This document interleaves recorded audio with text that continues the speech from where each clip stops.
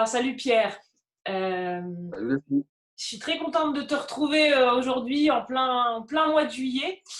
Alors, si on s'est retrouvés tous les deux aujourd'hui, c'est qu'on connaît tous les deux l'importance de prévoir son calendrier à l'avance, évidemment. Néanmoins, entre... Exactement. comment Exactement, je disais. Néanmoins, même si on connaît l'importance de prévoir à l'avance, parfois c'est pas facile à mettre en place et on se retrouve vite dépourvu. Alors, est-ce que tu crois que c'est le moment pour un artiste de préparer sa rentrée? Ou tu penses que c'est Oui, beaucoup trop tard? alors, mieux vaut tard que jamais. C'est sûr qu'il aurait fallu commencer cette préparation de la rentrée avant, puisqu'une rentrée, ça s'organise toujours des mois avant. Et c'est vrai que mi-juillet, c'est déjà un peu tard. Mais ceci dit, comme je te disais, mieux vaut tard que jamais. Mais globalement, effectivement, il faut toujours prévoir l'avenir. Et la rentrée, c'est important. C'est pas en septembre que l'on prépare sa rentrée. La rentrée, en septembre, elle est là. Donc là, ça veut dire que si on se prépare en septembre, on va plutôt préparer la fin d'année. Mais c'est dommage parce qu'on loupe des échéances qui sont importantes. Et c'est vrai que dans le milieu artistique, c'est un, c'est une vraie question, puisque l'organisation du temps est quand même globalement très peu prévue, et ça a un impact qui est important, beaucoup plus important que ce que l'on pense. Et quand c'est pas prévu, ça a un impact évidemment qui est quand même plutôt négatif, ouais, voire même des fois très négatif. Mm. Donc, d'où le but de parler de ce thème-là, parce que c'est finalement pas si compliqué de s'organiser, mais il faut le faire. Voilà. Est-ce que tu penses que la rentrée, enfin, parce que la rentrée de septembre, finalement, c'est scolaire, tu vois, qu'est-ce qui se passe pour les artistes de spécifique en septembre? Est-ce que c'est juste le fait de se relancer après avoir pris quelques jours de vacances? Ou est-ce que c'est vraiment pour toi en septembre et pas en janvier qu'une année, elle commence pour un artiste? Alors, elle a plusieurs temps, cette année. Effectivement, les vacances ont une coupure, mais tu as entièrement raison. D'ailleurs, si la rentrée, c'est en septembre, c'est aussi justement parce que les vacances scolaires sont juste avant.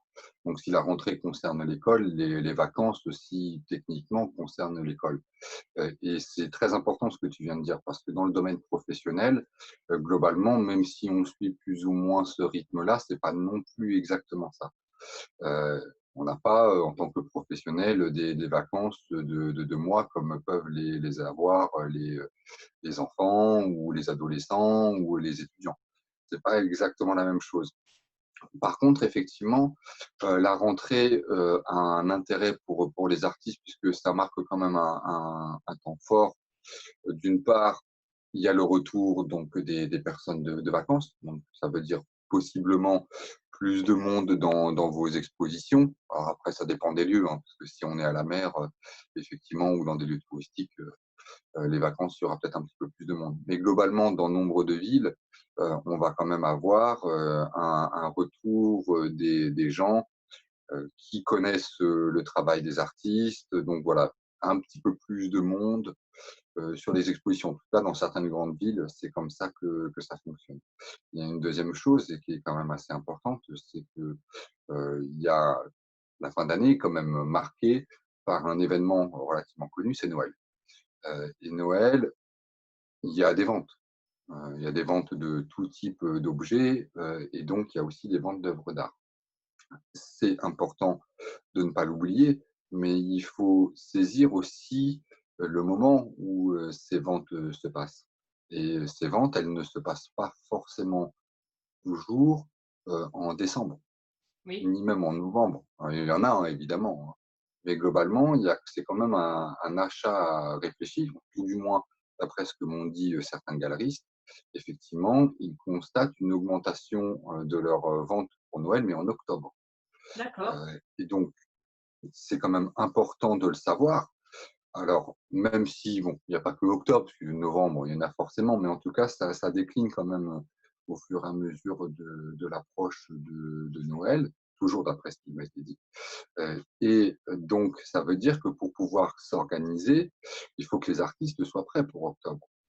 Et mettre en place des stratégies, organiser son travail, ça se fait pas forcément en un mois. C'est-à-dire que si on prend de septembre, à octobre, bon, ça laisse quand même un mois, Mmh. d'accord. Mais ça suffit pas forcément, d'autant plus que la rentrée, donc là, pour le coup, à partir de septembre, il y a souvent un retour des projets d'exposition, qui font que, bah, l'artiste est quand même déjà un petit peu pris, donc il peut pas forcément s'organiser comme il le souhaite. Or, dans nombre de structures, j'allais dire hors du champ, artistique, les structures, les entreprises, où les particuliers s'organisent quand même bien plus en amont. Voilà, voilà. Ok. Donc ça veut dire que là, en juillet, faut vraiment y aller. Comment, si je souhaite plus ou moins planifier, déjà je planifie sur quoi? Sur 6 mois, sur un an, d'après toi? 6 mois, bah, en fait, plus tu peux planifier à l'avance, mieux c'est. C'est sûr que ça te donne une organisation. Moi, par exemple, bon, je suis pas artiste, hein, mais en tant qu'indépendant, j'ai, commencé à prévoir, des actions. Il y a de ça, je dirais, allez, 1 an. Heu, elles ont, un effet qu'aujourd'hui, encore plus tôt d'ailleurs, elles commenceront d'ailleurs plutôt en octobre. Donc là, ce sera plutôt du 1 an et demi, on va dire. Oui, enfin là, c'est un peu particulier avec les 4 derniers mois qu'on vient de passer, quoi. Non, c'est vraiment, ça se serait passé de la même manière, Ok. si, il n'y avait pas eu ces mois-là, parce que c'est le résultat de travaux que j'ai menés, en on va dire, ouais, juin, juillet, août 2019, et qui me permettaient justement de prévoir pour l'année 2020. Alors des fois, c'est un petit peu plus long. Là, pour le coup, ça a été un petit peu plus long, mais finalement, au bout du compte, pas tant que ça. Et puis les résultats sont là, donc me permettent justement d'avoir une vue sur, la fin de l'année 2020, et le début de l'année, 2021. Et c'est beaucoup plus clair, c'est beaucoup plus précis. Je sais déjà en grande partie, ce que je vais toucher financièrement, pendant quasiment un an. Et alors, je sais pas tout forcément parce qu'il y a toujours des imprévus, des missions qui vont débarquer, du jour au lendemain. Mais il y a quand même un socle très solide, qui, est créé et qui permet d'avoir une forme de sécurité parce que l'on sait où on va. Donc là, techniquement, là, si je fais mes petits calculs, je les ai fait l'autre jour, mais là, je les ai plus en tête. Je sais mois par mois ce que je vais toucher et ce que je vais devoir aussi avoir à faire évidemment. Parce que si je touche quelque chose, ça veut dire qu'il y a un travail, qui est attendu derrière. Ouais, bien sûr. Mais toute cette organisation me permet d'avoir le cœur, j'allais dire, beaucoup plus, solide, et puis tu es gonflé à bloc parce que tu sais où tu vas, comment tu y vas et ce que tu as fait aussi pour y arriver. Ça Ouais, reste mais pour moi. après, moi, je suis assez d'accord avec toi, mais j'ai envie de faire l'avocate du diable dans le sens où en étant déjà, il y a plusieurs choses en étant artiste. Il y a déjà comment tu intègres une certaine routine dans ton travail, parce que Oui. potentiellement, tu peux très bien essayer de t'imposer une routine sur tout ce qui est le travail en dehors de la création. Mais il y a Mmh. énormément d'artistes euh, qui sont bloqués à l'idée de travailler tous les jours de 8h à midi. D'ailleurs, ce qui est drôle, c'est que c'est quelque chose qui est très en vogue chez les écrivains, mais pas du tout chez les plasticiens. Bon, il y a déjà donc ce côté-là. Et puis aussi, toi, dans ton travail, tu sais très bien définir les personnes avec qui tu travailles. Pour un artiste, on a beau dire dans les formations de développement d'activités entrepreneuriales qu'il faut qu'on définisse une cible ou un persona ou peu importe comment on l'appelle. En vérité, c'est pas toujours un collectionneur qui t'achète. T'as pas toujours une niche comme très très spécifique, comme le portrait animalier par exemple. Euh, et du coup, euh, oui, effectivement, tu peux faire un prévisionnel en disant que, bah tiens, tu vas mettre quoi dans ton prévisionnel finalement? Tu vas mettre les grands concours que tu veux faire, bah tiens, je veux faire Montrouge, donc je m'y mets à ce moment-là. Tu vas mettre des choses un peu journalières comme bah, nourrir les réseaux sociaux, mais tu vas pas. Enfin, j'ai pas l'impression que ça se couple avec un prévisionnel budgétaire, quoi. Enfin, tu vois, tu fais ton calendrier, euh, mais tu dis pas, bon, je vais à ce salon-là, je vends 5 pièces et puis voilà quoi. Bien sûr. Alors, déjà, il y a deux choses. Dans le terme prévisionnel, il y a le mot prévision. Donc, mais une prévision, par définition, c'est pas forcément quelque chose qui est totalement arrêté. En Mm. fait, un prévisionnel, finalement, c'est comme c'est lié à la stratégie, et la stratégie, ça s'adapte. Tu vois, tu as une stratégie qui est écrite sur le papier, et tu as la réalité de la mise en place de cette stratégie. Et ce qui est écrit sur le papier ne prévoit peut-être pas tous les détails, ou voilà, il y a donc forcément une adaptation. Donc un prévisionnel comme une stratégie s'adapte à la réalité du jour J. Même si tu l'as prévu 6 mois avant, que tu as très bien pu faire une superbe stratégie, un superbe prévisionnel, il y a quand même un côté un peu mouvant qui fait que tu vas avoir cette adaptation à la situation spécifique. Mm. Donc, évidemment, tu peux pas tout prévoir. C'est pas possible. Et si tu cherchais à tout prévoir, c'est très bien. Mais tant que tu gardes dans ton esprit cette capacité justement d'adaptation au moment présent et à la réalité présente. Effectivement, tous les acheteurs ne sont pas forcément des collectionneurs. Tu vas peut-être pas faire le salon que tu avais prévu pour X ou Y raison. Mais dans tous les cas, cette organisation du temps va te donner quand même une stabilité. C'est un peu comme si tu coulais les fondations d'une maison, tu vois. Ouais. Quand tu construis une maison, tu la construis sur des bases qui sont solides, sinon ça s'écroule. Là, c'est l'organisation du temps, c'est un peu la même chose. Et ça va même plus loin que la simple prévision de telle ou telle action dans 6 mois. C'est aussi la gestion d'un planning. Même si, bon, je suis d'accord, on n'est pas obligé d'avoir un document Excel, voilà, ou qui va te mettre, voilà, de 10 heures à midi, je vais faire ci, je vais faire ça. Bon, on peut le faire, il n'y a pas de souci, évidemment. C'est même très conseillé. Mais on n'est pas obligé de le faire à partir du moment où on l'a quand même en tête. Moi, il y a plein de choses que je n'ai pas besoin de noter parce que je sais que je dois le faire. Je dois le faire le lendemain. Le surlendemain, je dois changer euh, tel type de travail. Voilà, je dois faire autre chose de telle heure à telle heure. Enfin voilà, donc il y a quand même une organisation psychologique de mon planning qui est toujours présente, qui fait que quand je me lève et quand je vais au travail, je sais tout de suite ce que je dois faire. Ou Ouais. alors, des fois, ça m'arrive de changer, évidemment, mais globalement, je le sais.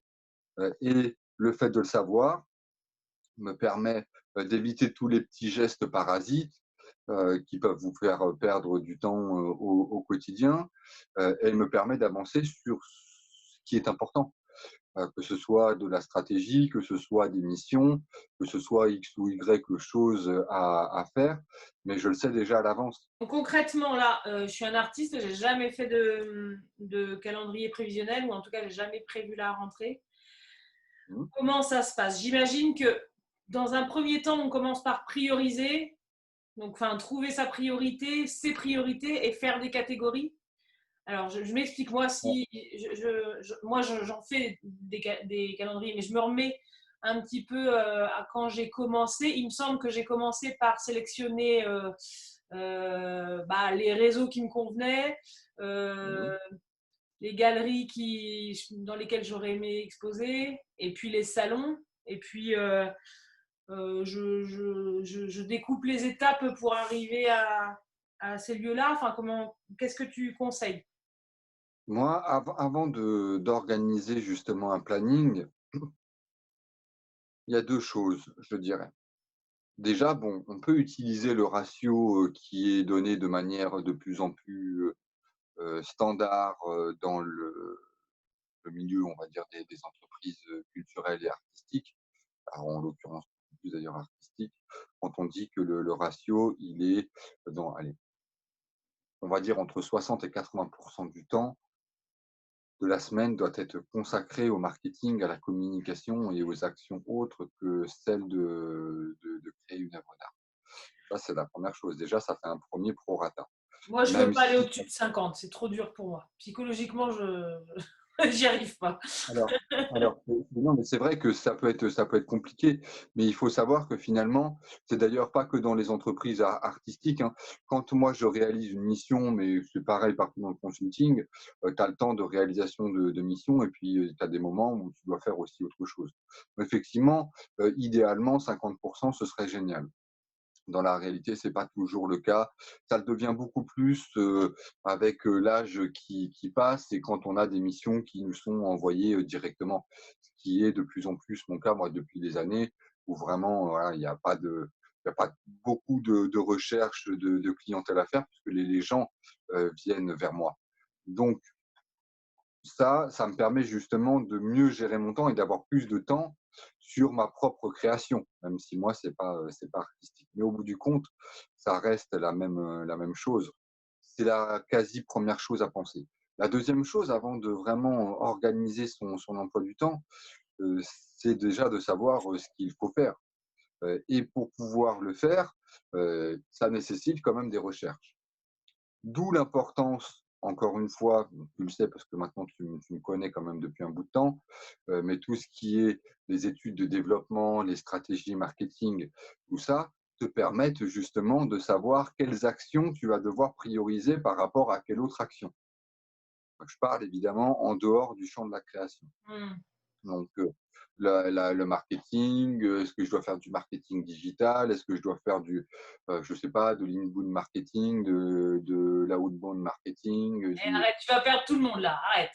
ouais, non, mais voilà. Bah, vous irez voir les définitions, c'est finalement pas si, compliqué que ça, mais toutes ces petites actions et d'ailleurs même beaucoup plus, parce qu'il y a des actions qui sont aussi, relativement, globales et importantes. Il faut déjà savoir ce que l'on doit faire avant de savoir combien de temps ça va prendre. Et là, justement, tu peux vraiment, heu, avoir, j'allais dire officiellement, un bon planning. Mais globalement, j'allais dire même sans ça, il faut se dire c'est quoi? Voilà, on le disait, bon, je vais reprendre, allez, les 50, même si c'est un peu gentil. Allez, on va dire 50, allez, entre 50 et 80 du temps sur, autre chose que la création. Donc du marketing, de la formation, du ci, du ça, bref, tout ce que l'on peut avoir besoin, pour pouvoir, s'organiser de manière cohérente. Alors, ça veut dire que là, on est en juillet, la rentrée, c'est en Ouais, septembre. ouais. La plupart des artistes qui nous regardent vont pas commander un dossier de stratégie et un état des lieux de ce qu'ils ont déjà fait. Alors, qu'est-ce qu'ils peuvent faire Mmh. concrètement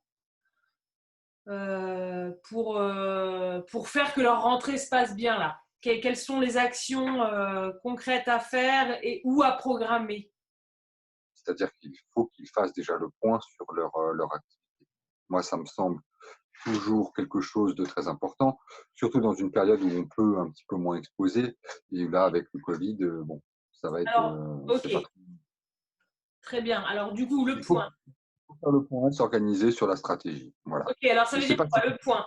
Moi, j'arrive, je m'appelle Leslie, je note quoi? Combien j'ai gagné en 2019, combien j'ai passé de temps, quelles expos j'ai eu, quelles expos j'ai pas eu, quelles alors expos je il y a veux ça. faire. il y a de ça effectivement. Pour que ce soit vraiment efficace, déjà la première chose, avant de faire le point sur la carrière de l'artiste et sur son activité globale, il faut déjà qu'il fasse le point sur le marché de l'art. Déjà pour savoir un petit peu où il se situe. C'est la première chose. Même si il aura peut-être des difficultés pour justement se retrouver dans ce marché, peut-être qu'il ne s'y retrouvera pas, et peut-être qu'il s'y retrouvera, tout dépend de ce qu'il fait et là où il en est. Mais c'est quand même intéressant d'avoir ces informations globales. Ouais. Ça, c'est la première chose que je conseille. Donc il La fait quoi? deuxième chose, Il fait quoi? Il cherche sur internet? Comment il fait? il peut prendre des rapports. Par exemple, il y a le rapport Hiscox. Il peut aller, je sais pas, aller fureter sur le journal des arts. Il peut aller voir Art Market Insight, tous les sites qui donnent des analyses statistiques sur le marché de l'art. C'est quand même important. Par exemple, tu peux aller voir sur le journal des arts et puis avoir des informations sur les galeries en France, de savoir comment ça se passe en ce moment, si ça se passe bien, si ça se passe mal, pareil pour les salons, enfin, tout ce qui peut en fait t'intéresser pour mieux connaître ce marché. La deuxième chose, effectivement, tu l'as très bien dit, c'est faire sa propre expertise, c'est-à-dire où est-ce que j'en suis moi-même, qu'est-ce que j'ai vendu, à combien j'ai vendu, quel est mon stock d'œuvres, quel est mon stock d'œuvres selon le type de création. Par exemple, si je fais du collage, j'ai combien d'œuvres? Si je fais de la sculpture, j'ai combien d'œuvres? Si je fais de la photo, j'en ai combien? Si je fais de la peinture à l'huile, j'en ai combien? Voilà. Savoir où en est déjà le stock, parce que ça s'appelle de la gestion du stock, tout simplement. Et plus tu as d'œuvres chez toi, moins c'est bon signe. C'est-à-dire que si tu as 500 œuvres à la maison, tu dois te poser quand même des questions parce que ça veut dire que tu n'écoules pas. Donc peut-être que tu passes plus de temps à créer et pas assez de temps à chercher à les vendre. Ça, tu dois savoir qui tu es, donc ton identité artistique, pouvoir la définir de manière claire, cohérente et ne pas penser qu'à soi. C'est-à-dire, c'est pas se dire ah super, j'ai trouvé une super phrase qui me définit. Mmh. Ouais, c'est bien, hein, mais il va falloir que cette phrase elle corresponde aussi à ce que les clients attendent. Donc, il faut que ça plaise à tout le monde. Il faut que ça plaise aussi bien à l'artiste, aux gens qui vont acheter. Donc, en gros, il faut se mettre un petit peu quand même dans la peau des gens qui vont vouloir acquérir l'œuvre. Mais il n'y a pas que ça. Ça. Bon, globalement, ce que je viens de dire là sur l'identité, ça reste de toute façon du marketing. Mais plus globalement, tu dois penser ton marketing et ta communication. Comment est-ce que tu communiques? Par quel biais? Est-ce que tu n'as pas des manières de l'améliorer?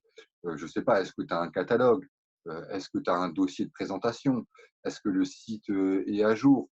Comment est-ce que j'utilise les réseaux sociaux pour me faire valoir? Quels sont les axes d'amélioration?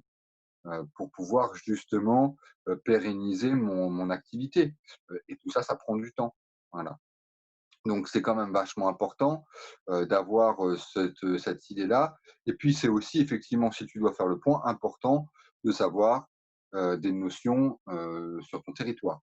Ça paraît bête, je sais que ça fait sourire certaines personnes, mais pourtant c'est pas illusoire, hein. Le fait de connaître son territoire, ça veut dire connaître les structures artistiques qui bossent sur son territoire, qui organisent des projets. Certains peuvent être bons, des fois d'autres sont moins bons, évidemment, mais c'est quand même important de le savoir.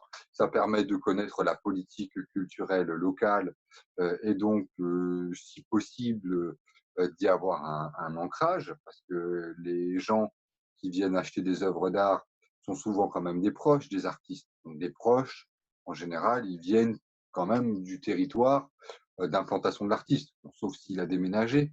Mais globalement, tu as un peu cet esprit-là.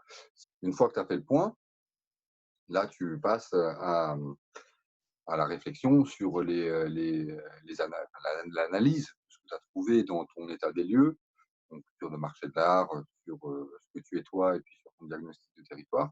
Et là, tu essayes d'augmenter la qualité de tes défauts et d'augmenter la qualité de tes qualités.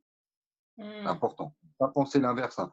Pas se dire, je vais régler des défauts ou quoi que ce soit. Non, c'est augmenter la qualité des défauts pour que ces défauts, justement, deviennent à un moment vraiment des qualités. Il faut penser positivement, surtout quand on a beaucoup de travail à faire. Et une fois que tu as trouvé tout ça et que tu as réglé tes questions d'identité, parce que c'est hyper important d'avoir une identité claire, tu mets en avant des solutions qui seront liées au fait de régler les soucis que tu as trouvés, donc d'augmenter la qualité de tes défauts et aussi des solutions pour augmenter la qualité de tes qualités. La question que tu m'as posée, elle est vraiment importante parce que l'été, c'est quand même un moment qui est requis pour pouvoir faire ce type de choses-là, parce que ça nécessite une forme de lucidité, ça nécessite de faire le point sur soi-même et effectivement, une période qui est un petit peu plus calme en matière d'événementiel, où voilà, où on va sortir aussi de vacances, eh bien, c'est un bon moment pour pouvoir réfléchir à toutes ces questions-là et organiser l'avenir.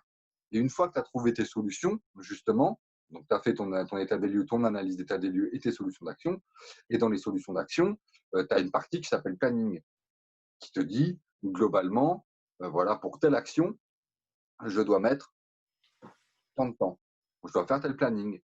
Donc tu peux faire un sous-planning pour une action, et puis globalement, après, tu peux faire un planning des plannings, on va dire un super planning, qui te permet de voir tout ce que tu vas avoir à faire sur un temps long. Et Moi, j'ai commencé à faire des calendriers prévisionnels et des prévisionnels. Et ouais, d'ailleurs, ça peut me plaire de faire ça. C'est assez plaisant dans le sens où tu imagines, tu vois, c'est comme se raconter des histoires, quoi. Tu le racontes à tes copains ce que tu vas faire, et puis tu le racontes en chiffres, ouais, et puis tu le racontes dans le temps par un calendrier. Mais en vrai, c'est moi, ça m'a souvent apporté assez peu. Peut-être que ça m'a quand même permis de clarifier ce que j'avais envie et de mettre en lumière à quoi j'avais envie de donner la priorité. Euh, ouais, mais finalement, j'ai l'impression que c'est quand même, il y a beaucoup plus de valeur ajoutée à faire un calendrier rétroactif à partir du moment où tu sais ce que tu veux vraiment faire. C'est-à-dire, tu vois, mon objectif numéro un, c'est de rentrer dans un festival d'art contemporain de mon territoire. Tu parlais de ton territoire. Euh, ouais. et ben voilà, je vais essayer de faire des listes de ce que je veux faire, mais finalement, je crois que ça m'apporte beaucoup plus de valeur ajoutée de suivre le calendrier, c'est-à-dire que le temps que je passe effectivement à ce que j'ai imaginé devoir faire, c'est-à-dire bah, appeler, trouver le moyen d'exposer, trouver le moyen de contacter la personne qui est curateur, tu vois, ce genre de choses euh, Mhm. plutôt que de faire des calendriers qui sont quelque part. Oui, effectivement, enfin, ça t'aide à libérer de la place dans ta tête, et ça, je suis tout à fait d'accord. Mais pour ce qui est strictement opérationnel, ça n'a pas tant de valeur ajoutée. Enfin, je sais pas. Après, moi, c'est vrai qu'on entend souvent qu'il faut absolument faire ça, et les banquiers demandent ça, et tout ce que tu veux, enfin, en tout cas, quand tu montes une entreprise. Mais je sais pas si c'est, enfin, tu vois, je sais pas si c'est vrai que ce soit si, euh, tu vois, si ça apporte tant de choses que ça. Non. Bah, en fait, si ça apporte, heu, mais je reste quand même effectivement, d'accord avec toi. Tu vois, moi, par exemple, mon planning, il n'est pas toujours noté, hein, loin de là, hein. L'essentiel, c'est que je sache, vraiment, ce que je dois faire, et à tel moment. Surtout qu'en plus, quand on organise un planning, on a tendance à minimiser le nombre d'heures que l'on va faire sur une action. Donc en fait, c'est plutôt d'ailleurs globalement ça le problème du planning, c'est que les gens se disent: «Ah bah, de toute façon, je vais plus le faire puisque j'arrive pas à le respecter». Tout En fait, c'est qu'ils prévoient moins, ou ils ne prévoient pas assez, le temps de réalisation d'une action. Ça peut être des fois beaucoup plus long. Il faut se dire un ratio, qui est très simple, c'est que globalement, une action, sauf quand on la connaît par cœur, donc là, on sait vraiment le temps qu'on va y passer, mais quand on ne connaît pas, on peut mettre, le double voire même 2 fois, 3 fois plus de temps, que ce que l'on estimait. Ce qui fait qu'effectivement, le planning va pas être respecté. Bon, à la limite, s'il n'est pas respecté, donc tant que ça déborde pas trop, c'est pas très grave. Comme je disais, l'essentiel, c'est que l'on sache ce que l'on doit faire. Même s'il y a des choses qui sont décalées, on ne peut pas être parfait au niveau temporel, mais au moins, le fait de d'avoir posé des mots en disant je dois faire telle action, telle autre action, telle autre action, telle autre action, ça permet déjà de prioriser et de savoir ce que tu vas faire. Même si le nombre d'heures n'est pas forcément respecté, de toute façon, voilà, toi-même tu l'as dit, tu fais un planning, tu vois que les choses changent, tu peux pas le respecter comme tu le souhaites. Tu as l'impression que le nombre de charges de travail s'accumule parce que bah, dans la journée, tu as fait les trois quarts de ce que tu pensais, mais il y a quand même les un quart qui sont loupés. Donc, il va falloir les mettre sur le lendemain avec une journée qui sera encore plus chargée. Bon, à la limite, l'essentiel, c'est que déjà tu saches où tu vas. Ouais. Après, bon, voilà. Puis il faut laisser peut-être une part de l'âme, j'allais dire artistique aussi peut-être, qui est pas, tout à fait, organisée comme peut l'être, celle d'un banquier ou d'une autre personne et encore ça se trouve, je dis des grosses conneries parce que je connais pas le métier de banquier. Mais, tu vois? Mmh. Il y en a qui ont effectivement besoin d'une grosse organisation, au niveau temporel, il y en a qui ont besoin de moins. Moi, je pense que l'essentiel, c'est qu'on arrive, à savoir ce que l'on va faire, et que l'on déborde pas trop. Si on doit mettre une semaine, que l'on mette pas, 6 mois pour le faire, quoi. Voilà. Bon, 6 mois, j'exagère, mais voilà. Ouais. Qu'on mette pas, 2 mois. Même indépendamment du planning, il faut toujours se poser la question: «Où est-ce que j'en serai dans 6 mois?» Ça, Oui. c'est hyper important. Qu'est-ce que je vais faire dans 6 mois? Dans les périodes où ça fonctionne, bon, bah, les gens, se posent pas de questions, mais il y a aussi des périodes qui sont creuses et dans ces périodes qui sont creuses, plutôt que d'attendre qu'elles arrivent, il faut les prévoir à l'avance. Voilà. Mmh. Par exemple, effectivement, dans le domaine artistique, il y a, l'été. L'été peut être une période qui est un petit peu plus creuse que les autres. Bah, il faut le prévoir en janvier. Qu'est-ce qui va se passer pendant cet été? Voilà. Qu'est-ce que je vais faire pour que cet été, je vive mieux que l'été précédent? Alors, si je résume pour conclure, là, je dirais que Ouais, en juillet, on pourrait commencer par déjà se poser la question quel artiste on aimerait être en janvier 2021. ouais, Quels sont clairement, les. Pardon? clairement. Quelles sont les petites choses à mettre en place pour ne pas être au même. Enfin, ce qui a changé et pour ne pas être au même niveau en juillet 2021. Voilà, quelles sont les petites choses à mettre en place assez rapidement. Euh, Exactement. En fonction de ça, on va mettre sur un petit calendrier, finalement, bon, déjà commencer par voir combien de temps de plus, très souvent, on va mettre dans la gestion de sa carrière, donc soit la formation, soit gérer ses réseaux sociaux, ou alors trouver une galerie, ou trouver un salon, ou ce genre de choses. Donc, Ouais. noter des choses très concrètes qui sont de l'ordre de voilà comment on va exposer, et surtout, chose que moi je n'avais pas forcément en tête, mais ne pas oublier que Noël est aussi une période pour les artistes. Je sais pas, on va prendre le cas d'un couple, voilà, le monsieur, ou la dame ont tilté sur une œuvre. Bah, monsieur, par exemple, a tilté sur une œuvre, sa femme, pense à lui acheter pour Noël, c'est tout à fait cohérent. Sauf que, bah, une œuvre d'art, ça s'achète pas comme ça.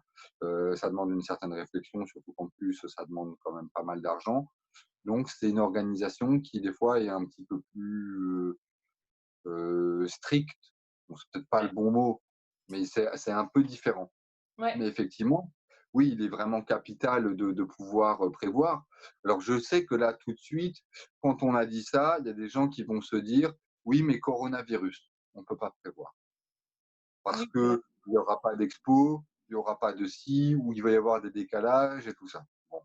Bah, on peut très bien mettre en place la stratégie du pire, c'est-à-dire, bon, bah, si ça repart, comment on fait, quoi? Il y a des artistes qu'on crée. Alors, je dis pas du tout que c'est une bonne manière de faire, hein, mais en tout cas, il y a pas mal d'artistes qui ont créé des visites d'ateliers virtuels, des rendez-vous, des apéros d'artistes, enfin voilà, ce genre de choses, quoi. Bah, justement, c'est exactement ce que j'allais dire. J'incite quand même les gens à réfléchir à la nouveauté. Parce qu'effectivement, si il n'y a plus d'exposition, ou si ça devient beaucoup plus compliqué pour d'autres raisons que le coronavirus, voilà, en l'occurrence une crise économique, il faut quand même que les artistes trouvent des solutions. Et des solutions, il y en aura toujours. C'est juste une question, d'une part, d'imagination et en même temps, de cohérence. Donc tout ça, encore une fois, c'est une question d'organisation, et ça va à revers ou à rebours, plutôt devrais-je dire, du système actuel qui est un peu, on pense, heu, pas vraiment, on parle, et on réfléchit après.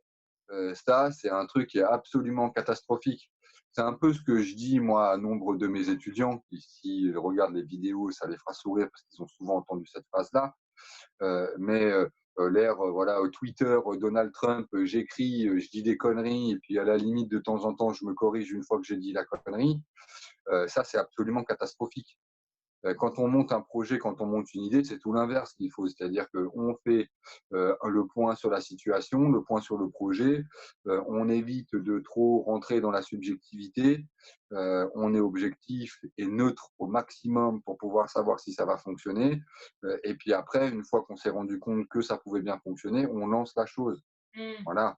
Sinon, on perd un temps qui est absolument fou, du temps, quand on est dans une entreprise ou dans une structure artistique où on est seul, on n'en a pas beaucoup parce que les artistes sont aussi confrontés à une autre problématique, c'est celle globalement de la gestion du temps au quotidien, où quand on est un petit entrepreneur ou un artiste standard, on n'a pas 4 bras. On ne peut pas tout faire en même temps. Si on en croit les prévisions qui viennent, voilà, de la part du gouvernement ou d'autres organismes, là, c'est vraiment le temps de vraiment, vraiment y penser. Donc, pour ceux qui voient la vidéo, n'hésitez pas vraiment à y réfléchir parce que la période qui va venir, je ne sais pas comment elle est. Moi, je ne veux pas faire le catastrophiste, je ne suis pas Madame Soleil. Mais si ce qui nous est dit, du moins, est vrai, si la situation va être aussi problématique que ce que l'on nous dit, je vous encourage à vous y mettre, j'ai envie de dire, dès que vous avez vu la vidéo, quoi. Voilà. Ça doit devenir vraiment une priorité. On pose les pinceaux et tout le matériel, et on s'y met, voilà, vite. C'est la première problématique, l'organisation de la gestion du temps de travail. Et ces activités-là demandent beaucoup de temps de travail. Voilà. Très C'est bien. pas du. Voilà. Ouais, Ça se fait pas juste en claquant des doigts comme ça, hein. très Les heures bien. sup n'existent pas. Voilà. Très bien. Bon, bah écoute, je te remercie Pierre pour toutes Voilà. ces conseils. T'as une dernière petite chose à ajouter avant de conclure? Oui, c'est très simple. Faites-le. Organisez-vous. Voilà. C'est aussi simple que ça parce que c'est prioritaire. Donc, vous réfléchissez pas si il faut le faire, vous le faites. C'est une question de survie, hein. Voilà. Je pouvais pas dire les choses plus directement que ça et Ouais, plus simplement. Voilà. très bien. Eh ben, je te remercie. Bah, de rien. Bonne Et journée à toi. puis à très bientôt. Ouais, ciao.